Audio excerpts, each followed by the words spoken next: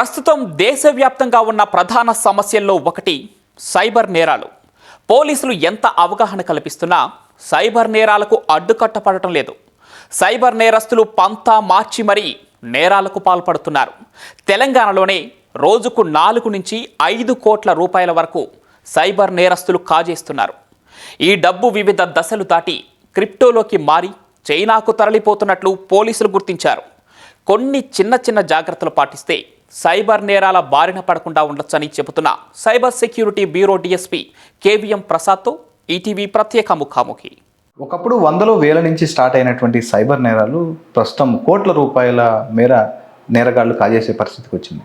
ఒక్క మాటలో చెప్పాలంటే తెలంగాణ రాష్ట్రం నుంచి ప్రతిరోజు 4 కోట్ల మేర సైబర్ నేరాల్లో నేరగాళ్లు కాజేస్తున్నారు. ప్రస్తుతం ఇది ట్రెండ్ మారుతూ వస్తూ ఎక్కువగా ఇన్వెస్ట్మెంట్ అండ్ ట్రేడింగ్ ఫ్రాడ్లో ఈ మోసాలు జరుగుతున్నట్టుగా తెలుస్తుంది. అసలు మొత్తం ఈ పరిణతి ఏ విధంగా చెందింది, సైబర్ నేరాలు మొదటి నుంచి ఏ విధంగా స్టార్ట్ అయ్యాయి, ప్రస్తుతం వాటి పరిస్థితి ఏ విధంగా ఉంది, వీటన్నిటి నుంచి మనతో మాట్లాడడానికి cyber security bureau head quarter DSP KVM Prasad గారు మనతో పట్టున్నారు. ఆయన అడిగి మరిన్ని విషయాలు తెలుసుకున్నారు. సార్ నమస్కారం. సార్ నమస్తే సార్. అసలు మొదటిగా వేలు వందల నుంచి స్టార్ట్ అయినటువంటి ఫ్రాడ్ మీరు చూస్తూ వచ్చారు మొదటి నుంచి. సో ఈ ప్రస్తుత పరిస్థితి ఎలా ఉంది, మొదటి జీవితం స్టార్ట్ అయింది? ఇనీషియల్గా 2 రకాల ఫ్రాడ్స్ జరిగాయి. ఒకటి నైజీరియన్ ఫ్రాడ్స్, రెండోది మన ఇండియన్స్ చేసే ఫ్రాడ్స్.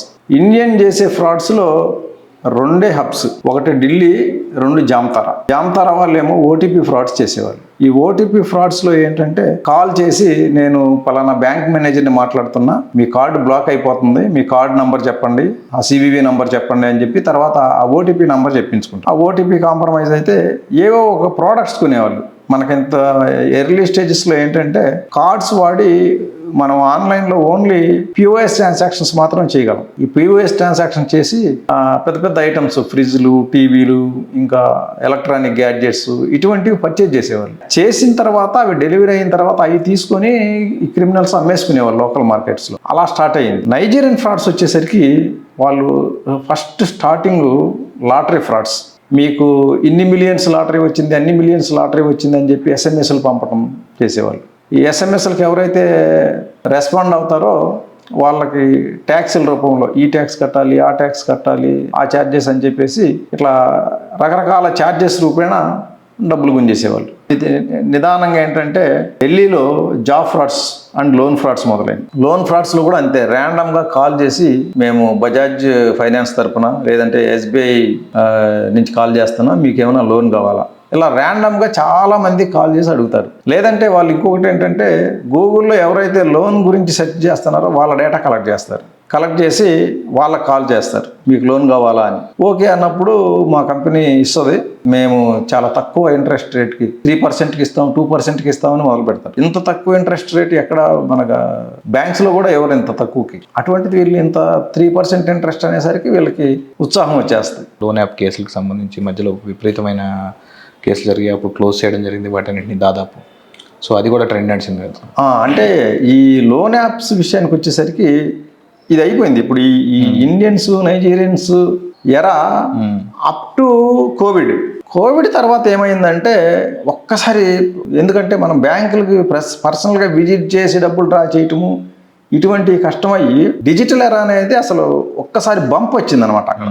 ఆ టైంలో ఈ చైనీస్ ఎంటర్ అయ్యి ఫస్ట్ కలర్ ప్రిడిక్షన్ గేమ్ అని చెప్పి స్టార్ట్ చేశారు. కొన్ని వేల లోన్ యాప్స్ గూగుల్ ప్లే స్టోర్లో ఫ్లోట్ అయినాయి. ఈ గూగుల్ ప్లే స్టోర్లో ఉన్న లోన్ యాప్స్ నుంచి లోన్ తీసుకుంటే వాళ్ళ కండిషన్ ఏంటంటే 5,000 లోన్ ఇస్తే 1 వీక్లో రీపే చేయాలా. వాళ్ళు మనం ఆప్షన్ 5,000 పెట్టుకుంటే 3,200 మన అకౌంట్లో వేస్తారు. 7 days 7th డే కట్టకపోతే ఇక కాల్స్ చేసి బొంబార్డ్ చేసేస్తారు.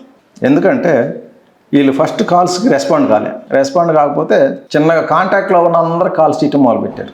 అప్పుడు చాలామంది నా వల్ల అందరూ ఇబ్బంది పడుతున్నారని చెప్పి చాలామంది కట్టడం మొదలుపెట్టారు.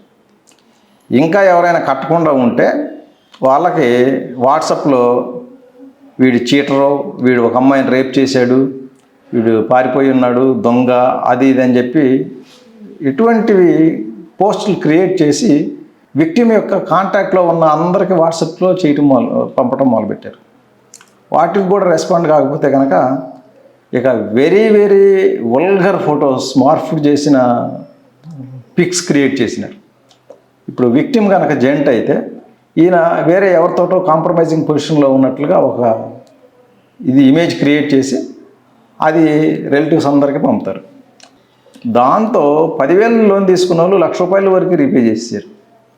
ఒకసారి కట్టిన తర్వాత వాళ్ళు వదలరు, మీరు మళ్ళీ ఇంకా కట్టాల్సిందే, ఇప్పుడు ఫస్ట్ కట్టింది మాకు రాలేదు, మళ్ళీ కట్టాలని చెప్పి పదే కట్టించుకున్నారు. ఆ లోన్లు కూడా మనం చూస్తే అవి కూడా అన్నీ చైనీస్ ఆర్గనైజ్ చేశారు. ఇనీషియల్గా పెట్టినప్పుడు మన ఇండియాలోనే పెట్టారు కాల్ సెంటర్స్ అన్నీ. అయితే వాటిని కూడా బస్ట్ చేసి మన బేగంపేటలో 3 కాల్ సెంటర్స్, తర్వాత ఢిల్లీలో 3 కాల్ సెంటర్స్, పూణేలో, బెంగళూరులో, ఢిల్లీలో అన్ని దగ్గర మనం కాల్ సెంటర్స్ని రైడ్ చేసి అరెస్ట్ చేయడం జరిగింది. ముఖ్యంగా డిజిటల్ అరెస్ట్ కేసుల్లో ఎక్కువగా వృద్ధులని, రిటైర్డ్ అయిన వారిని టార్గెట్ చేస్తున్నారు. పర్టికులర్గా వాళ్ళ దగ్గర డబ్బులు ఉంటున్నాయని ఎలా తెలుస్తుంది నేరస్తులకి? వాళ్ళ డేటా ఏమైనా లీక్ అవుతుందా? అసలు ఏం జరుగుతుంది? అంటే ఈ వృద్ధులది కూడా వాళ్ళు అనాలిసిస్ చేస్తారు. వృద్ధులకి ఇప్పుడు బ్యాంక్స్లో ఎవరెవరికి పెద్ద డిపాజిట్స్ ఉన్నాయి అనే డేటా సీక్రెట్ కలెక్ట్ చేస్తారు. ఆ నంబర్లకు కాల్ చేస్తారు. ఏజ్డ్ పర్సన్స్కి ఏంటంటే వాళ్ళకి సెక్యూరిటీ ఆస్పెక్ట్స్ చాలా ఉంటాయి, భయం ఎక్కువ ఉంటుంది. వాళ్ళకి కాల్ చేసి మిమ్మల్ని అరెస్ట్ అంటే భయపడిపోతారు. భయపడిపోయి ఎంత డబ్బులు అంటే అంత ఇవ్వడానికి రెడీ అవుతారు. డిజిటల్ అరెస్ట్ అనే మాట అసలు మన దీంట్లో లేదు, మన లానో లేదు ఎక్కడ. కానీ వీళ్ళు ఫోన్ చేసి భయపెట్టే విధానంలో నిజంగానే ఈ డిజిటల్ అరెస్ట్ అనేది ఒకటి ఉందేమో అని భ్రమపడి చాలామంది ఇట్లా డబ్బులు పోగొట్టుకుంటున్నారు. సో మన సైడ్ నుంచి ఎలాంటి అవగాహన చేస్తున్నారు?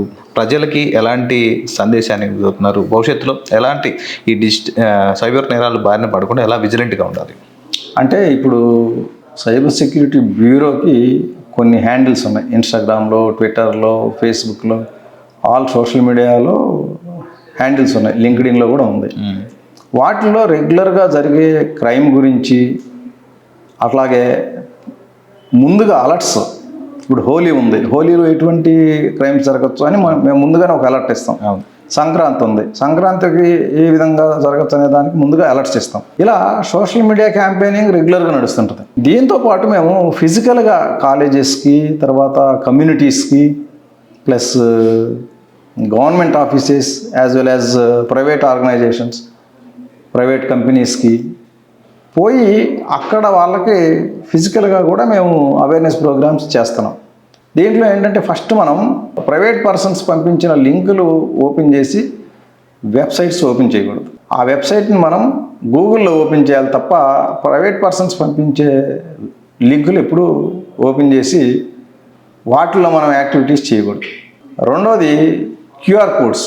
మనకు పేమెంట్ రావాలనుకున్నప్పుడు క్యూఆర్ కోడ్ స్కాన్ చేయకూడదు. క్యూఆర్ కోడ్ స్కాన్ చేయటం అనేది మనం పేమెంట్స్ చేయడానికి మాత్రమే, అంతేగాని క్యూఆర్ కోడ్లు స్కాన్ చేసి మీకు డబ్బులు వస్తాయి అంటే చాలామంది క్యూఆర్ కోడ్లు స్కాన్ చేస్తున్నారు. ఆ పని ఎప్పుడు చేయకూడదు. ఇంకొకటి, తెలియని వ్యక్తుల నుంచి అసలు ఫ్రెండ్ రిక్వెస్ట్లు యాక్సెప్ట్ చేయకూడదు. ఒకవేళ తెలిసిన వ్యక్తి నుంచి వచ్చినా కూడా ఫోన్ చేసి కన్ఫర్మ్ చేసుకోవాలి అతను పంపించాడా లేడా అని. తర్వాత ఎప్పుడైనా సరే ఈ జాబ్ పర్పస్ కానీ, లోన్ పర్పస్ కానీ మనం డబ్బులు పే చేయకూడదు. చెక్కులు పంపిస్తే చూసి మనకు లోన్ శాంక్షన్ అయిపోయింది అనుకొని చెప్పి పేమెంట్స్ చేయకూడదు.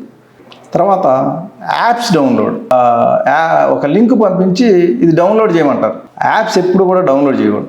మనకు కావాల్సిన యాప్స్ ప్లేస్టోర్లో చూసుకొని డౌన్లోడ్ చేసుకోవాలి తప్ప అటువంటి యాప్స్, అటువంటి లింక్స్ క్లిక్ చేసి యాప్స్ ఎప్పుడు డౌన్లోడ్ చేయకూడదు. 4-5 సింపుల్ టిప్స్ ఇవి పాటిస్తే మనం సేఫ్ ఇన్ డిజిటల్ వరల్డ్. ముఖ్యంగా ఏదైనా సైబర్ ఫ్రాడ్కి గురైతే మొదటగా చేయాల్సినటువంటి పని ఏంటి? ఫైనాన్షియల్ సైబర్ ఫ్రాడ్ డబ్బులు పోయిన పక్షంలో ఇమ్మీడియట్గా 1930 కాల్ చేయాలి. లేదా cybercrime.gov.in వెబ్సైట్లోకి పోయి మనం సొంతగా అయినా కూడా మనం కంప్లైంట్ రిజిస్టర్ చేయొచ్చు. ఓకే సార్, ఇంకొకటి, ఒకవేళ కంప్లైంట్ రిజిస్టర్ చేసిన తర్వాత చాలామంది దాన్ని అంటే అక్కడితో కంప్లైంట్ చేసాం అనుకుంటున్నారు. ఆ కంప్లైంట్ రిజిస్టర్ చేసిన తర్వాత 1930 కానీ cybercrime.gov.in చేసిన తర్వాత వాళ్ళు నెక్స్ట్ ఎక్కడికి వెళ్ళాలి స్టెప్? ఇప్పుడు దీంట్లో ఏంటంటే యాక్చువల్గా 1930 కంప్లైంట్ అనేది ఫైనాన్షియల్ ఫ్రాడ్స్లోనే ప్రిఫర్ చేస్తాము. ఈ ఫైనాన్షియల్ ఫ్రాడ్స్లో ఏంటంటే వీళ్ళు పంపిన డబ్బుని అక్యూజ్డ్ విత్డ్రా చేసుకునే లోపు హోల్డ్ చేయడం కోసం పనికి వస్తుంది, అంతేగాని ఇది అఫీషియల్ కంప్లైంట్ కాదు. ఆ తర్వాత మళ్ళీ వీళ్ళకి ఒక మెసేజ్ వస్తుంది, your petition has been referred to so and so police station for registration of FIR అని ఒక మెసేజ్ వస్తుంది. ఆ మెసేజ్ వచ్చిన తర్వాత ఆ కన్సర్న్ పోలీస్ స్టేషన్కి పోయి ఒక రిటర్న్ కంప్లైంట్ ఇవ్వాలి. మన రిటర్న్ కంప్లైంట్ మీద ఎఫ్ఐఆర్ రిజిస్టర్ చేయడం జరుగుతుంది. ఎన్సీఆర్పీలో చేసేసామంటే మేము కంప్లైంట్ లాడ్జ్ చేసినట్లే అనుకుంటున్నారు. అది కరెక్ట్ కాదు. ఎన్సీఆర్పీలో చేసిన తర్వాత పోయి మళ్ళీ కన్సర్న్ పోలీస్ స్టేషన్ విజిట్ చేసి రిటర్న్ కంప్లైంట్ ఇచ్చి ఎఫ్ఐఆర్ రిజిస్టర్ చేయించుకోవాలి. సో అప్రమత్తంగా ఉంటే సైబర్ నేరాల బారిన పడకుండా ఉంటామని చెప్తున్నారు. మరోవైపు ఒకవేళ కనుక సైబర్ నేరాల బారిన పడితే 1930 కానీ లేకపోతే నేషనల్ సైబర్ క్రైమ్ రిపోర్టింగ్ పోర్టల్లో కానీ ఫిర్యాదు చేయడం, ఆ తర్వాత నెక్స్ట్ స్థానిక పోలీస్ స్టేషన్లో ఫిర్యాదు చేస్తే, ముఖ్యంగా గోల్డెన్ అవర్లోనే ఫిర్యాదు చేస్తే వెంటనే తిరిగి మనకు వచ్చే అవకాశం ఉంటుందని కేవీఎం ప్రసాద్ గారు చెప్తున్నారు. కెమెరామెన్ రమణ మహేష్తో నాగార్జున, ఈటీవీ న్యూస్, హైదరాబాద్.